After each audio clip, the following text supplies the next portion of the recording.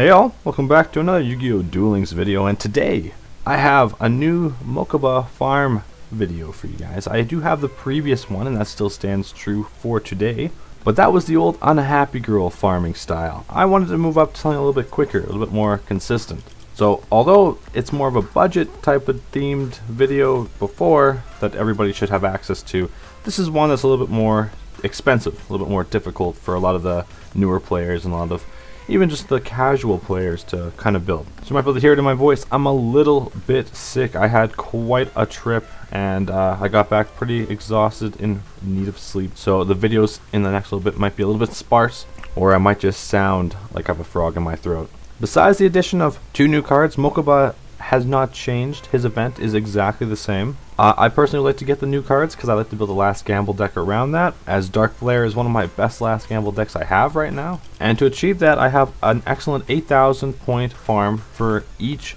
the level 30 and the level 40. So let's talk about the level 31 first off. So this deck uses Labyrinth Builder, and Labyrinth Builder is the ability where you send 2 cards from your hand back to your deck at any point in the game, but only once, and you special summon a Labyrinth Wall to your side of the field in defense mode.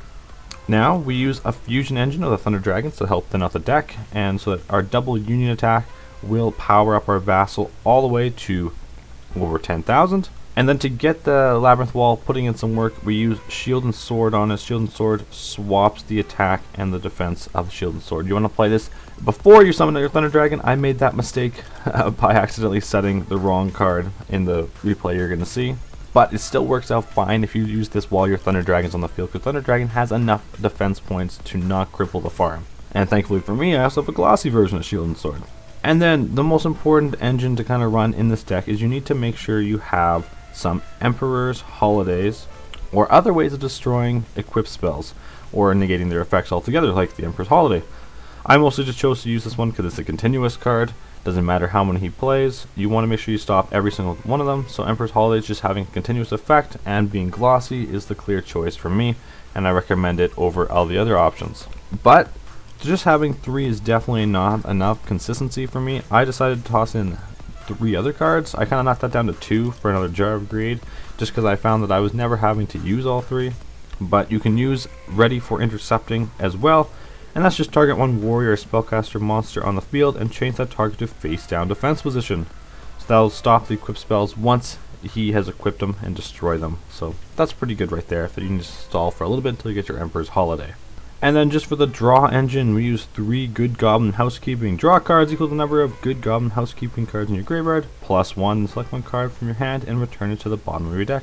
This can be any draw card you want. I like Good Goblin Housekeeping because it allows me to make sure that my Spell Reclamation, the card I use for my double unit attack combo, is not the bottom of my deck. And then Jar of Greed, just a simple, easy to obtain card that allows you to draw a card. So that's a level 30 farm. It easily gets 8,000, provided you have enough glossies. If you don't have enough glossies, you'll have to use a Tribute Summon in there as well.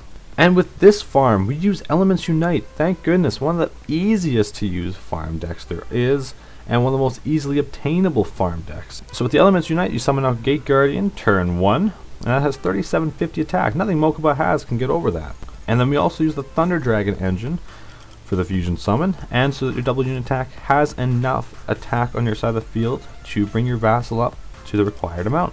Then for speed, I like to use Gravekeeper's Recruiter. It's been really easy to farm Odeon in the last little bit, so I think everybody should have pretty easy access to Gravekeeper's Recruiter as long as they have Paradox Brothers. And basically, when this card you control is sent to the graveyard, add 1 Gravekeeper's monster with 1500 or less defense from your deck to your hand. And the funny part is you can actually use this on your Gravekeeper's Vassal, your main engine card as well.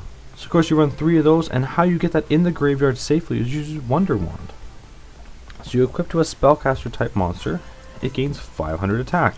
The main point of this card is to use its second effect though. If you control the equipped monster and this card, send both to the graveyard, draw 2 cards. And you get 2 draws off that. But we want to make sure that our Spell Reclamation does not end up on the bottom of our deck, because I'm still trying to work with only 1 union attack and we need to use double. So for that very reason we use the Good Goblin Housekeeping once again, and we have to use this smart. We have to play smart to make sure that we don't shuffle our deck when Spell Reclamation is one of the few cards remaining, because then we might not be able to draw it before the final turn. And then the last sort of kind of engine is we have Goblin's Secret Remedy. Increase your life points by 600 points. That's also a glossy card, thank goodness. And Hieroglyph. So this pays 1,000 life points, and during the current duel your hand size becomes 7. This helps you not have to set cards and kind of have to not worry about discarding certain things. And also gets your life points down to 100, giving you an extra 1,000 duel points. And then lastly, because Mokuba has a negate attack, you have to make sure you have some way of stopping that in the final turn. And because I decided I didn't want to put Trap Jammer, because that's just another trap that you have to worry about not being on the bottom of your deck, I chose to put in Anti-Magic Arrows. So at the start of the battle phase for the rest of this turn, after this card resolves, spell and trap cards and their effects cannot be activated, and effects cannot be activated in response to this card's activation. So you use this during the start of your battle phase. They'll give you a prompt. You play it, and then Mokuba cannot activate his back row during this battle phase, so you're safe to go in for the kill. So there's the level 40 deck. I've kind of rushed through this entire video. My throat hurts. I'm sorry. I just wanted to bring you guys the decks that I'm using. I do have a replay of the level 30 and a replay of the level 40, both successful, both over 8,000. So let's watch that. 30 will be first, 40 will be second, but I'll make sure I include that.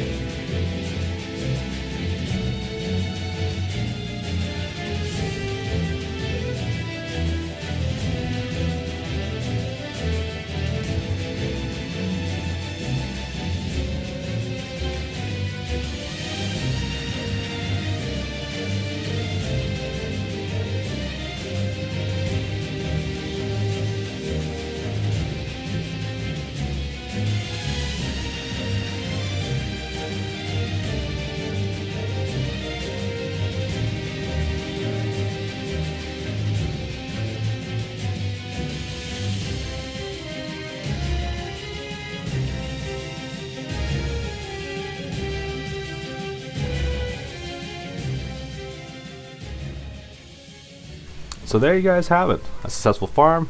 I didn't get any great rewards, and I doubt I will for many more farms to come, but hey, that's the game we all play. If you have any questions, comments, concerns, leave them down below and I'll make sure to address them as quickly as I can to the best of my ability. Hope you enjoyed watching, hope to catch you in the next one, and as always, peace.